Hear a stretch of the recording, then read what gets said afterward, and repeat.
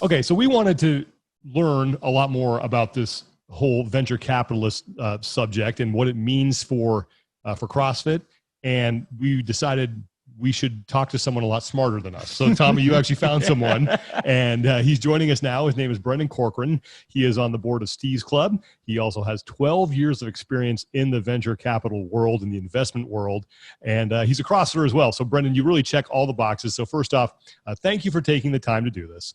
And my first question is, for everybody out there who may not even know what venture capital or venture capitalism is, what exactly is it? Yeah, it's a good question, because these terms I think get thrown around, and many people, even those in the industry, sometimes don't really know the difference. Let's put it into there's another term I'm going to refer to, private equity, which is also an overreaching term. And the way that I would think about it very simply is, first of all, it's nothing sort of different. It's in some ways it's the oldest form of capitalism. It's buying a company with private money and trying to improve it, and then going on to sell it, whether that's de novo from scratch or buying an existing company. In the private equity world, which I would include, there's sort of three primary areas of private equity. There's venture capital, and these are sort of in order of earliest stage of company to most mature companies. You have venture capital at the early stages, which you think of that as it's most commonly associated with high tech, high growth businesses, a lot of risk. These are true startups or in their first couple of years. Yep.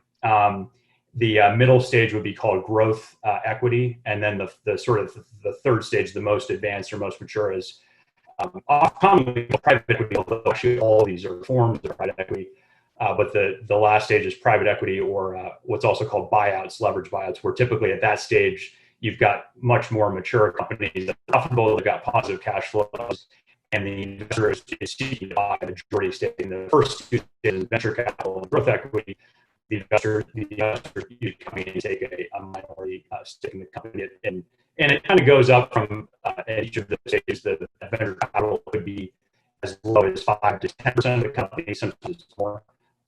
In the growth equity stage, usually large minority stakes, so stakes of like 20 to 50%, and then in buyouts, as that term implies, you're buying more than 50% of the company, a majority stake. Okay, so first, is Berkshire Partners, are they at all related to Berkshire Hathaway? No, so there's no relationship between Berkshire Partners and Berkshire Hathaway. As far as I know, I don't know this to be a fact, but as far as I know, Berkshire Partners was named after the Berkshire Mountains in Western Massachusetts. Berkshire Hathaway, if you look at the corporate history, is actually also comes from that. It was the merger of two companies. I think there was a Berkshire, I think it was a textile manufacturer that was in the Berkshires, and that came together. And obviously that had nothing to do with the ultimate insurance business that they're now famous for, that Warren Buffett runs. But there's no connection between the two. Okay. And so you explained the three kind of forms of, I guess, private equity, and based on what I looked up last week, it looks like the involvement of Berkshire Partners is in that middle stage, that growth equity fund. So what does that mean that CrossFit and Eric Roza get from Berkshire and their involvement in CrossFit? Yeah, so a couple things. First of all, I'm speculating here because I don't know the details, and I don't think any of us do, but I think it's safe to say that Eric probably needed, or at least wanted, to have a partner, an investor, to fund part of the purchase price of CrossFit.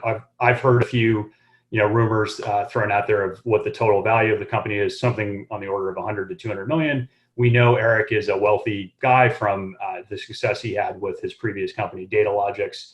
But even if you look at I think he sold that company for 1.2 billion. If you sort of take some guesses about how much he owned, he probably is worth a couple $100 million. But even at the level of wealth he has, which is obviously fantastically wealthy, it would be hard for a guy like him with his own balance sheet to buy CrossFit outright. So part of it is probably just funding the initial purchase. That's a big chunk of it. Now, that said, there are 100 private equity firms out there that could have written it. Let's say Eric and Berkshire each invested. Let's say the purchase price was 200 million, and they each put in half. So Eric put in 100 and Berkshire put in 100. There's a lot of private equity firms out there that could write a check that's that big. So that doesn't make Berkshire unique. There must have been some connection that Eric had with them before from his previous career, whether it was from Datalogix or maybe he had some business school friends. I'm not sure exactly what the connection was, but he clearly knows and trusts them enough to bring them into this. So they provide. So first of all, they provided the capital to help buy the company. Second, they will bring some independence to the company, which I think is important at this, where we are. An investor like Berkshire, an institutional investor, they will insist on having board representation as part of any investment that they make. Now, the funny thing in this case is, as far as I know, and you guys correct me if I'm wrong, I don't think CrossFit had a board before this, or maybe there was a board of one. Yeah, they had something that they would call a board. It was a name only, though. Sure. So that board will be, whatever that was, will be replaced with a new board, and Berkshire will have some representation on that. In a typical scenario like this, you have a board of, usually it's an odd number, it's usually like 5 or 7, and there would be a board of where the majority is controlled by management, by insiders, including Eric, but the investors would have substantial representation. So let's say it's a 5-person board. Eric would be one of the seats. Berkshire probably gets 2 seats, and then the other 2 seats go to 2 people who are picked by Eric and CrossFit. My preference as an invested member of the community is more independence is better. So let's get some representation on the board that's outside of actually both. You actually really, really great boards have representation that's outside the company that's able to bring more independence to looking at all the stakeholders. So we'll see what they do with that, but that'll be something to watch. What is in this deal then for Berkshire?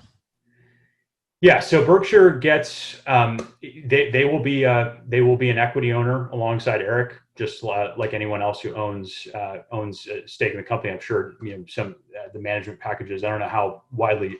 Well, I guess that previously before Greg's sale, the equity was not widely distributed at all. But Eric may have some designs on trying to bring more people into the equity through management, incentive plans and so forth.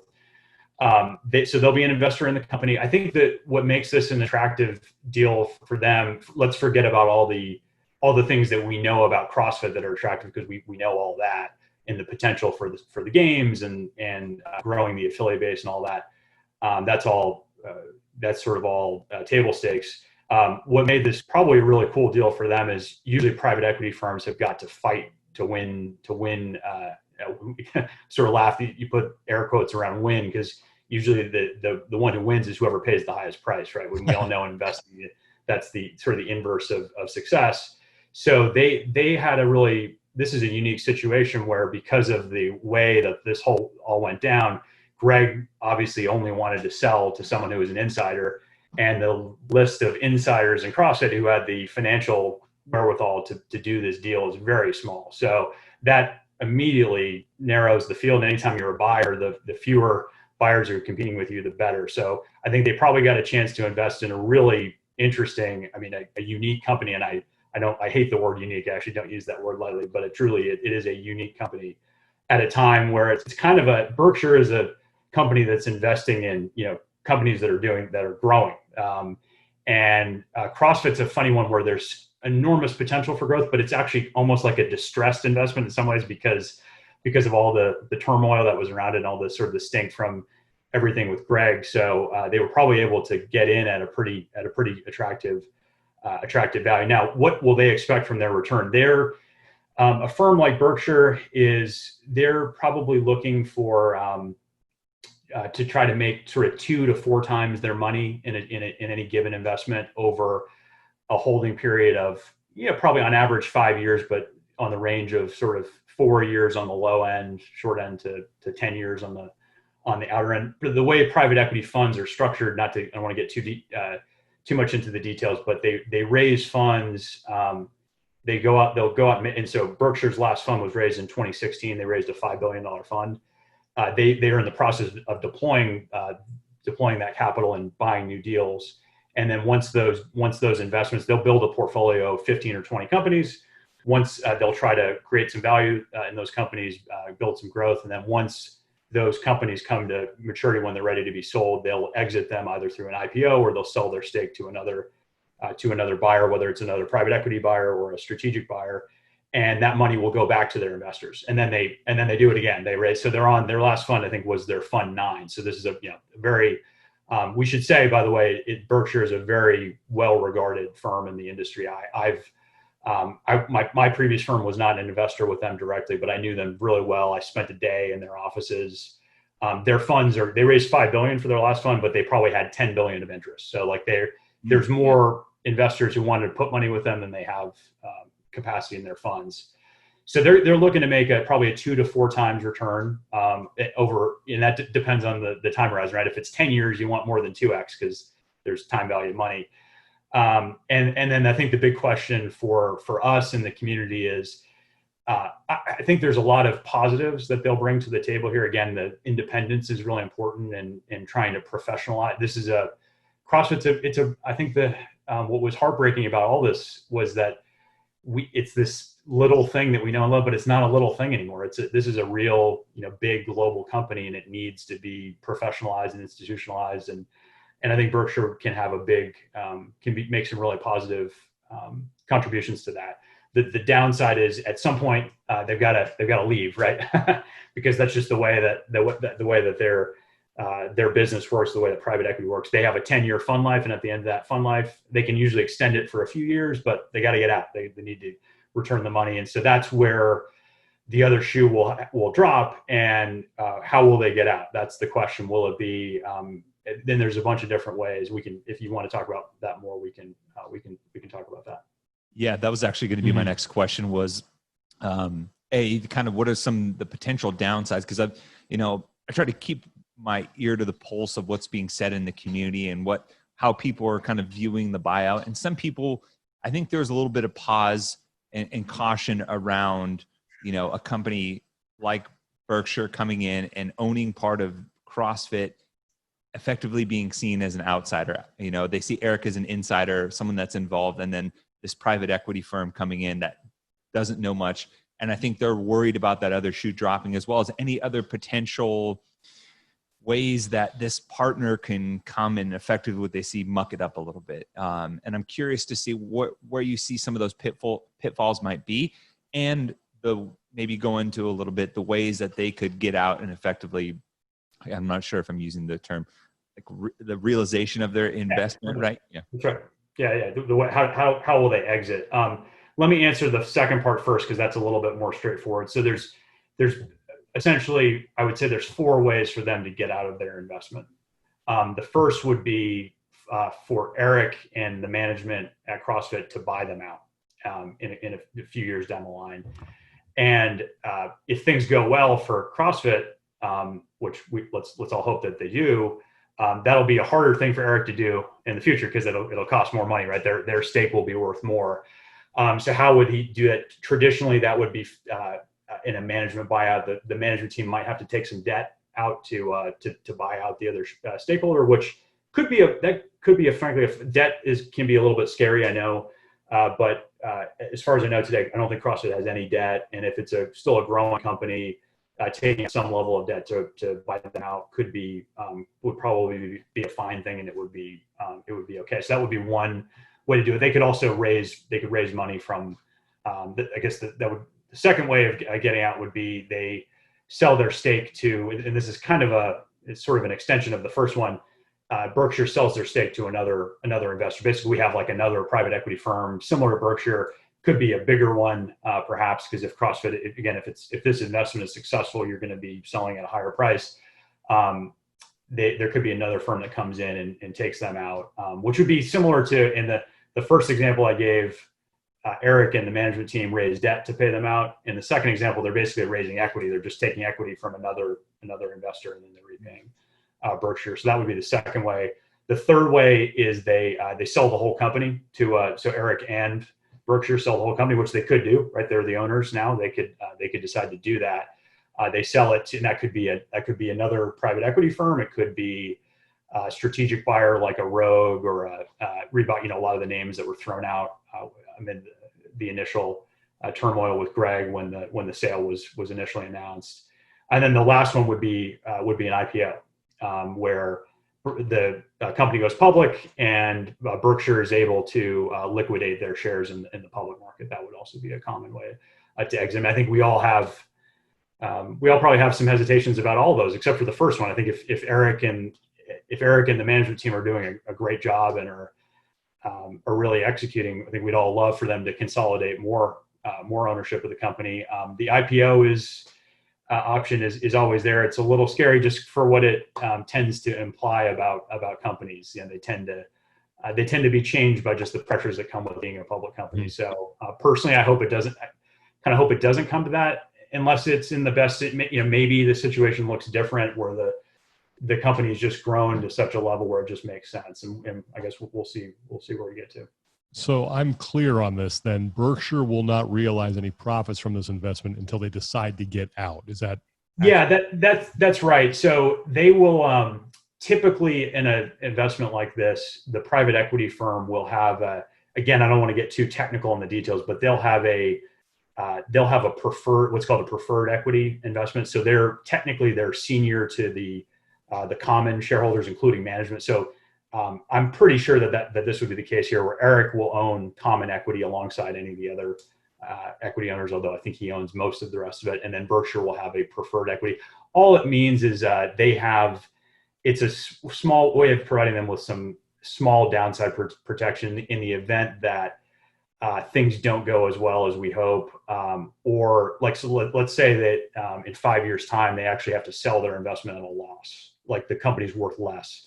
The preferred nature of their investment will usually give them they'll be the first in line to get their money back. So it gives them a little bit of downside protection. In a really dire scenario, if the company were to go bankrupt, they would be first in line. Although that's let's hope it doesn't come to that. And frankly, the preferred doesn't really give you that much protection in that scenario. Usually with the preferred investment, there is a contractual annual preferred dividend that's usually like an 8% preferred return that gets accumulated. In an investment like this, like CrossFit that's growing, you're not paying dividends to your shareholders because you're investing all the cash flow back into the company. So even if they have an 8% preferred return, usually that doesn't actually get paid in cash. It just kind of accrues over time. And then at the end of let's say they sell the company in 5 years, that dividend just gets tallied on. It doesn't increase their returns above what they would have gotten. They actually would get, the only time that 8% matters is in kind of like a so-so outcome where, the company was kind of flat, they would get the 8%. If it ends up being like a 3x return, the 8% dividend actually doesn't matter at all, because it gets worked out in the final sort of distribution of the proceeds. So kind of like Sean at the local ice cream shop, just put it on the tab and it accrues, and you eventually get it later. Exactly. Right on. Yeah, I was. This is.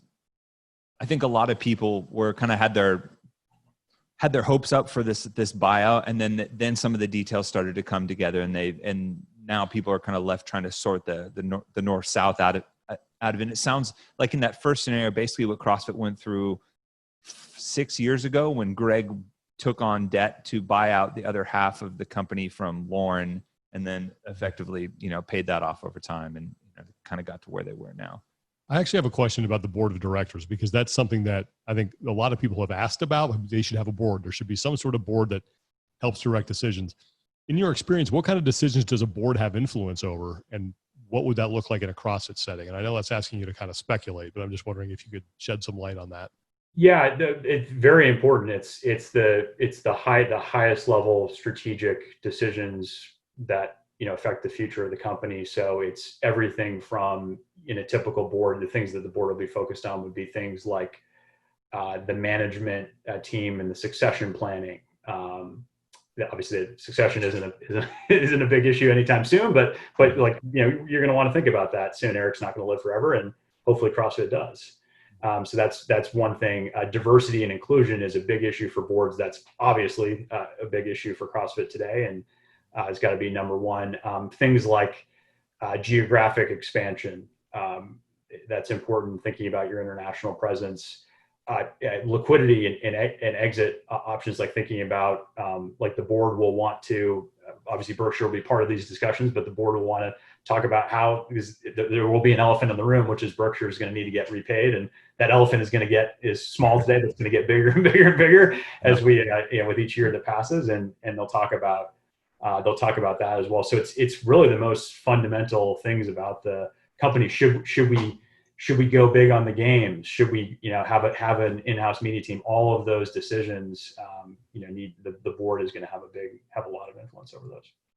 One thing you mentioned earlier that I kind of wanted to circle back to is you talked about how like Berkshire is well regarded, at least within maybe the private equity world. Like, what does that mean for someone that's like, oh, okay, they're well regarded? Does that mean like they're not out here just like torching companies and making poor investments, or the companies that they pick actually do have some sort of growth potential and fulfill that? Just where does that reputation come from? Yeah, it's a great question. It is reputation. So that's the key word. It comes from a history of really solid investment returns. Solid's probably damning them with faint praise. Like, I think they've had really exceptional investment returns. That's why they've had there's more investors who want into their funds than they have room for. Two, I think they have a reputation for just being a good partner. Like there are some private equity firms out there who are known for, let's use a technical term, scuzzy sort of activity that, involves getting involved in some messy situations, or a lot of, there are countless stories out there of private equity firms who have made multiple times their money on an investment because they just piled more and more debt onto it, laid off workers, and they sort of got their money out but ran the company into the ground. You don't have to look far on the internet to find lots of those, and that would not be the case with Berkshire. I'm sure they have they've been around long enough that I'm sure they've had their issues over time, but their reputation is really solid. Another good measure of it is when you look at the investor base in their funds. Typically, when you see a lot of sort of endowments and foundations and other well-regarded investors who are investing in these funds, that usually is a good sign as well. So this is one of the things I thought was interesting in this deal is that I wondered what some of their investors thought about them buying into CrossFit. People who weren't familiar, for example, with CrossFit, but who read the New York Times stories about Greg's comments. I'm sure there were some eyebrows raised. And so I'd love to know some of the conversations they had with their investors about CrossFit. Now, to be fair, this is a huge deal to us, but for them, it's probably not. Like, again, sort of speculating here, they probably invested 50 to 100 million of equity. Their last fund was 5 billion. So this is it's not like they bet the farm on CrossFit, but I'm still interested to know what their investors thought. From an affiliate standpoint, there might be an affiliate owner out there going, how is this going to affect me? Do we have any idea what that might look like, what the new landscape is going to look like for an affiliate owner? That's a great question. The short answer is that I think the change that the affiliate will see is nil immediately, with the exception that private equity is known for the classic, private equity playbook is you buy it and then raise prices and cut costs, right? That's the two things. So that may mean affiliate fees going up. I'm not saying it will, because I actually think there's probably going to be a lot of pressure on CrossFit to not to do to go out of its way to be more affiliate friendly in the coming years. But I think that was always the worry with Anthos and the previous skepticism that we as a community have always had about outside ownership of the company in this. It's funny. I think Greg was, for all his faults, I think he was really had a different view of business that I think was really incredible. And he was a real visionary when it came to that, and thinking about how we have this just precious thing, and how do we share the value in this ecosystem equitably and create opportunities for other people. And he was railing against private equity and Anthos in that case of the rent seeking that you talked about, Tommy, which was come in and, jack up the prices, make all the gyms buy CrossFit branded gear and equipment. And you could just milk tons of money from this. And guess what? That would just totally shrink the pie, and it would put so many people off, and you'd have affiliates walking away. And I think that was a brilliant insight that he had. And so in some ways that sort of skepticism that he had was less about, to me, it was less about private equity. It's kind of more about sort of free markets in general. It's ironic because I know Greg thinks of himself as this free market libertarian guy, but he had a very different view. And so I really hope with Eric involved in being the majority owner, we will hold on to some of that, because I think it's a big part of what makes CrossFit so special. Is that the biggest difference then between the Anthos deal that may have happened and this one, is that Anthos would have been a majority stakeholder, whereas now the venture capital company is minority, and therefore you can safeguard against some of the things that maybe Anthos was looking to do? Yeah, I think that's right. I think that's the critical difference. Yeah. Okay. Just making sure, because I think some people might not understand why one is better than the other. Yeah, for sure. And they fight, CrossFit fought so hard against the Anthos one, but this one seems to be welcomed with open arms. So yeah, Brendan, listen, thank you so much. We really appreciate you taking some time to educate us and shed some light on this. I know there's been a lot of people out there who've been kind of confused about what's been going on, and I think this absolutely helped them understand it a little bit better. Yeah, well, thank you for the opportunity. Do you guys have just 1 minute for a little love your way?